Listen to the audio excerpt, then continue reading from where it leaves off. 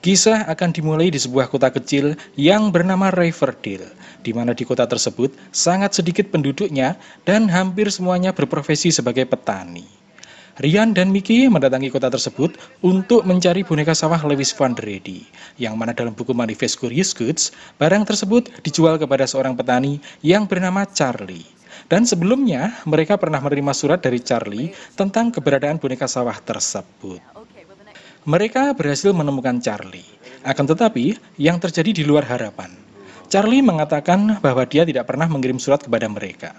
Mickey kemudian menanyakan apakah dia pernah membeli boneka sawah dari Lewis Van Reddy. Justru istri Charlie yang bernama Judy menyahut dan mengatakan bahwa mereka memang benar telah membelinya dari Lewis Van Reddy. Charlie mencoba menutupi dengan mengatakan bahwa boneka tersebut sudah hangus terbakar. Mickey sangat yakin bahwa Charlie berbohong, karena barang kutukan Lewis Van Reddy tidak bisa rusak atau dihancurkan. Mickey memeriksa rumah Charlie. Tiba-tiba, ada sebuah pintu yang bergerak seperti didorong dari dalam. Mickey kemudian membuka pintu tersebut, dan tiba-tiba muncul seorang laki-laki yang tampak ketakutan dan kemudian menyerang Mickey. Charlie dan Ryan kemudian mendatanginya. Ternyata, dia adalah putra Charlie dan Judy yang bernama Nicky. Mereka memang sengaja menyembunyikan Nicky di kamar, karena mengalami gangguan kejiwaan sejak kecil. Charlie merasa terganggu dengan keberadaan Ryan dan Mickey. Dia kemudian mengusirnya. Ryan dan Mickey kemudian memeriksa di sekitar perumahan Charlie, hingga mereka menemukan sebuah salib yang berada di sebuah ladang. Mereka menebak mungkin ini adalah tempat memasang boneka sawah. Tidak lama kemudian, datang seorang wanita misterius yang bernama Morgan. Morgan kelihatan tidak bersahabat. Namun Ryan dan Mickey berusaha menyapanya dengan baik. Ryan kemudian menanyakan tentang tujuannya untuk mencari penginapan. Kebetulan, Morgan mempunyai penginapan satu-satunya di kota tersebut. Morgan mendatangi rumah Charlie dan Judy. Ternyata dia adalah pengasuh putra mereka.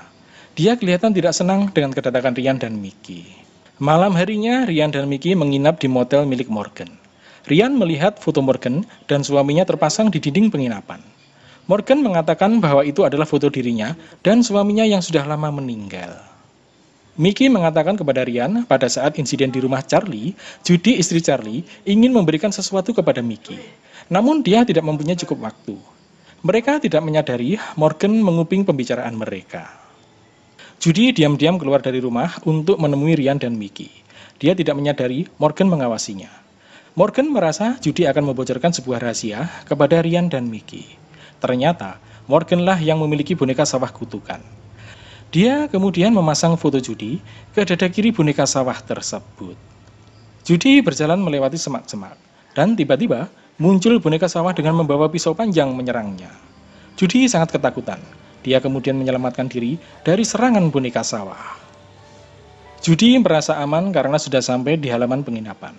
Dia kemudian berjalan hingga mendekati pintu penginapan. Namun tiba-tiba, boneka sawah muncul di hadapannya. Mickey mendengar ada suara keributan di luar. Dia kemudian memeriksanya. Dan benar saja, Mickey melihat kepala Judy sudah menggelinding di depan pintu. Mickey berteriak ketakutan. Dia melihat boneka sawah bertopeng karet dengan membawa pisau panjang di hadapannya. Mickey melihat foto Judy di dada kiri boneka sawah tersebut. Ryan bergegas mendatangi Mickey, namun boneka sawah sudah menghilang. Tidak lama kemudian, datang sheriff yang bernama Tommy untuk melakukan investigasi. Mickey menceritakan semuanya, tentang teror boneka sawah bertopeng karet dan membawa pisau panjang. Akan tetapi, sheriff menganggap cerita Mickey adalah sesuatu hal yang konyol. Hanya Ryan yang mempercayai cerita Mickey. Tampak Morgan yang kelihatan sangat puas dengan kematian Judy. Keesokan harinya, Ryan dan Mickey pergi ke kota. Mereka berhasil mendapatkan informasi dari seorang pedagang peralatan pertanian.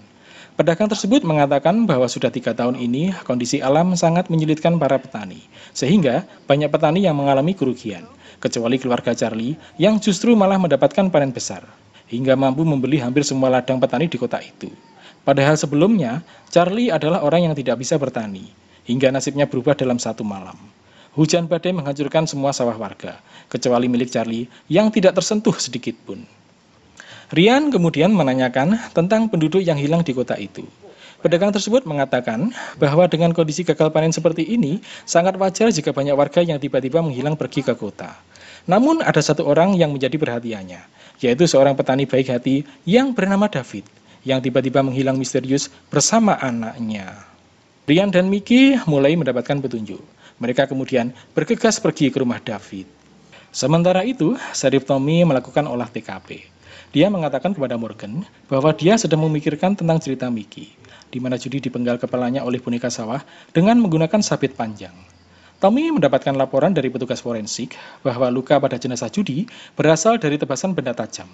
Dan lebih menguatkan lagi, Tommy menemukan segenggam jerami di tangan Judy. Morgan khawatir rahasianya akan terbongkar. Dia merasa keberadaan Ryan dan Mickey menjadi ancaman. Morgan kemudian memprovokasi Nicky yang mengalami gangguan jiwa untuk membunuh Mickey dan Ryan. Ryan dan Mickey sampai di rumah David. Mereka membagi tugas. Ryan memeriksa ke dalam rumah, sementara Mickey memeriksa halaman belakang rumah. Ryan memeriksa kondisi rumah kosong tersebut.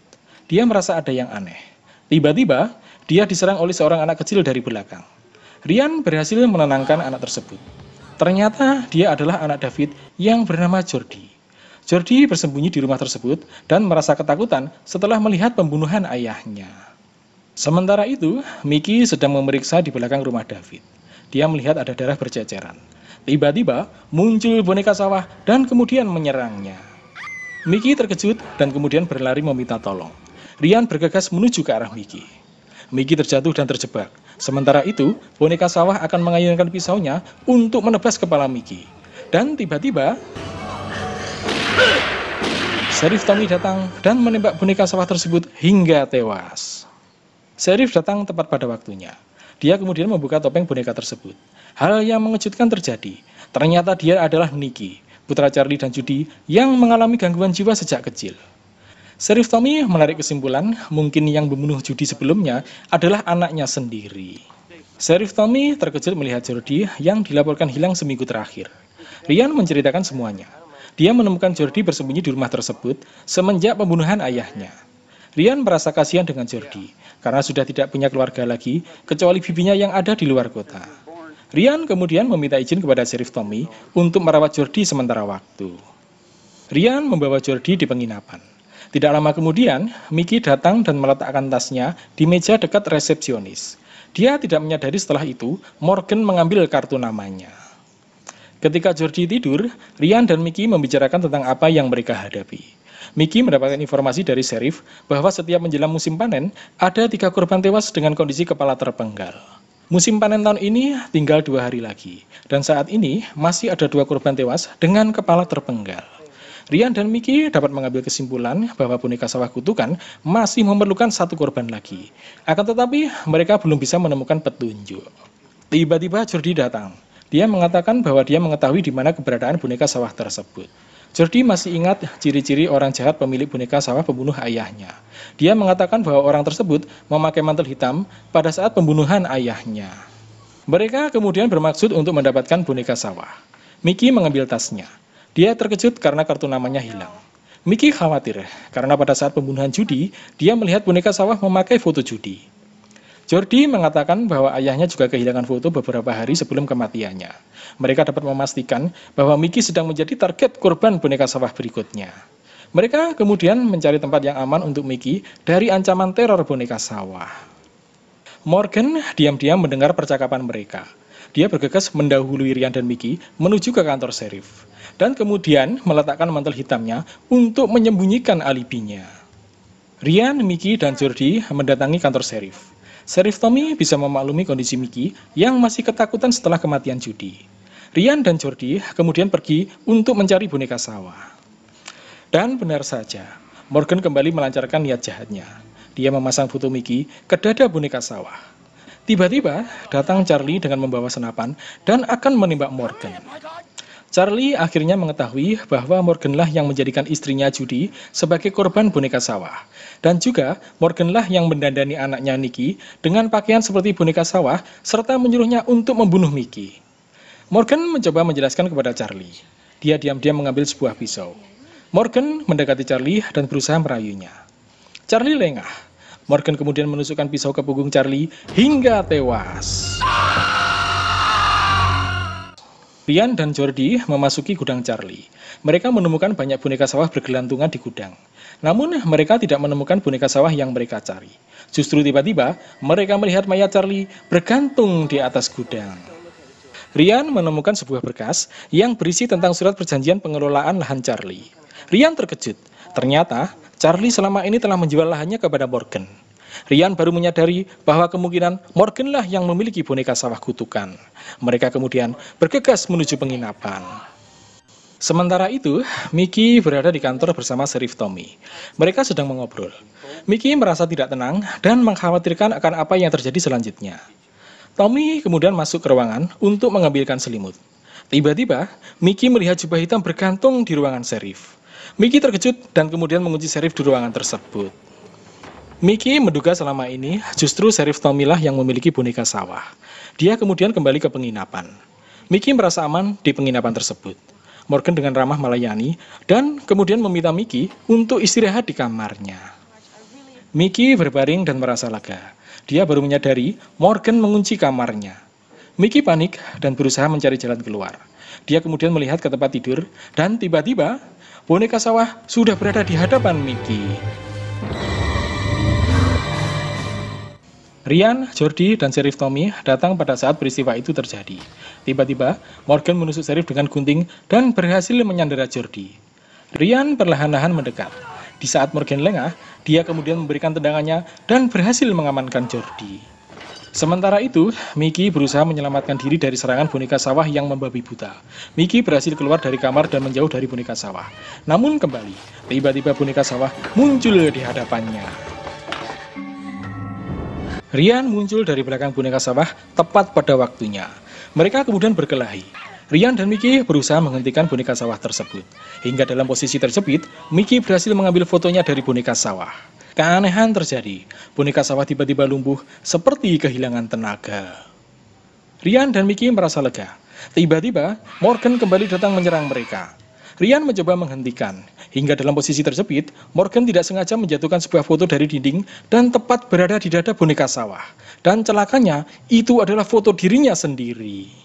Morgan mendekati Ryan dan akan membunuhnya dengan pisau. Dia tidak menyadari, boneka sawah bangkit dan mendekatinya dari belakang. Dan akhirnya,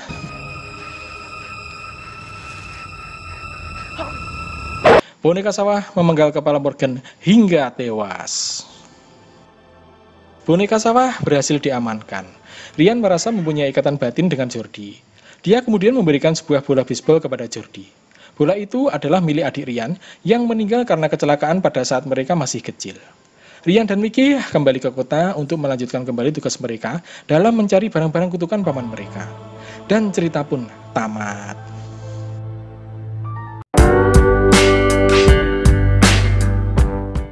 Oke pemirsa, sampai jumpa lagi di cerita selanjutnya. Jangan lupa subscribe channel ini. Semoga Anda semuanya diberikan kesehatan dan rezeki yang melimpah. Bye.